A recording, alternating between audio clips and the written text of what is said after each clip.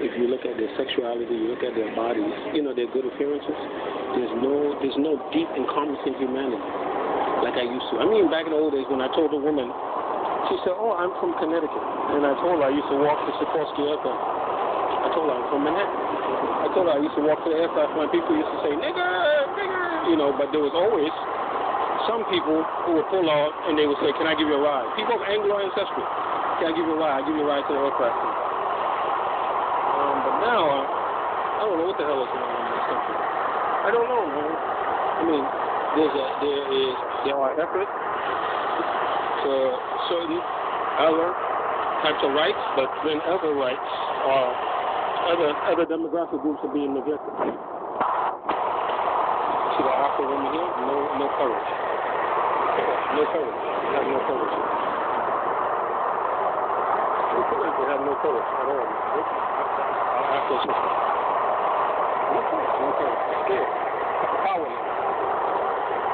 So genuinely kind of put this down. Let me rephrase it. I'm definitely not going to call it passport damn. It's definitely not damn. That's for damn sure. A lot of my life is I'm standing here because of being a national, being one, multi-generation. It's definitely not damn. But I'm trying to get this thing in because of the case. It's an awkward case.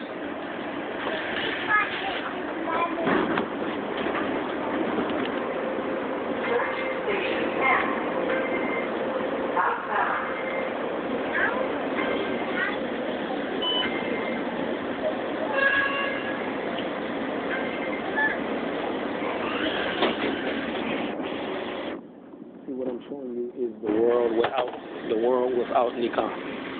The world without Nikah. When you're not able to Nikah, I'm showing you the world without Nikah. What it's like. It's a very bad world, my friend. Very, very bad world. The world without Nikah. Very bad. You have to. We got to do this, man. We have to Nikah. If I can get the passport in, I might have to buy another case.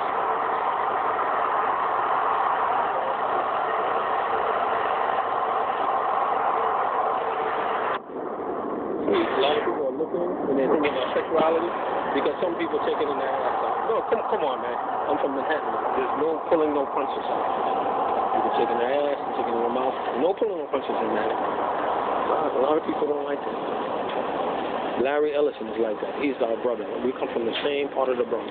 Larry Ellison, Colin Powell, the same 5 blocks. We all come from that. There's no pulling, no punches.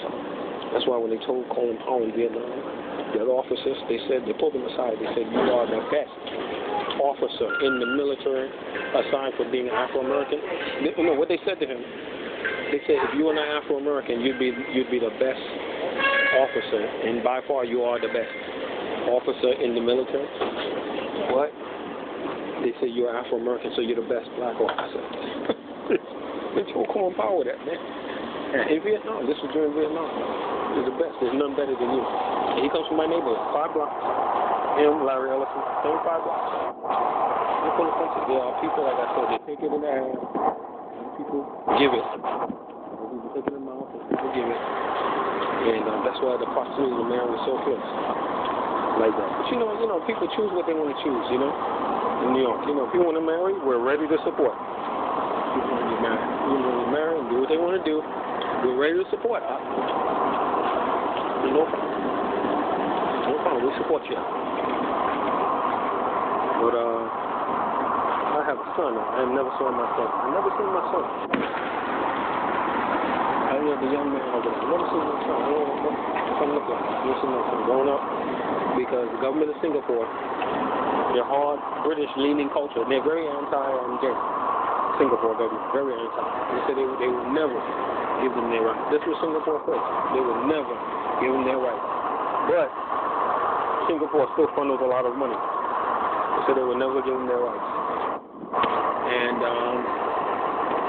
that government of Singapore, with its bigotry, grabbed me, said I was an extremist, you're a terrorist, and they're throwing you out. They said you got 1 or 2 choices.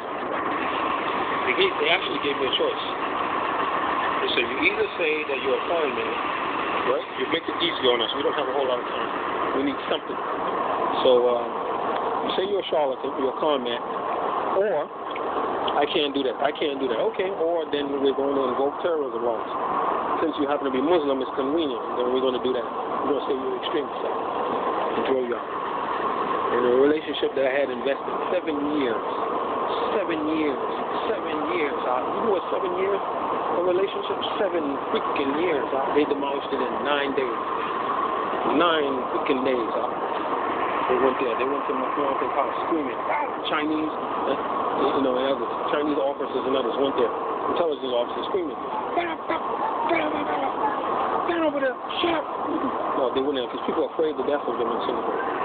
They went there screaming. And 9 days. That was the end. That was the end of our relationship. 9 days. Because somebody here in the U.S. wanted revenge. They wanted to even the score with me. Somebody. We don't know who this person is. Or even a group. As we're learning. A group of women who are analysts and profilers against Bin Laden. A group of women. And women could be heavy, especially when you have a case like mine. Formerly married to an Canadian Irish ancestry. The sisterhood kind of mentality. Oh, we'll get his ass back. We'll get him back. We'll get him back. Don't worry. And they waited good.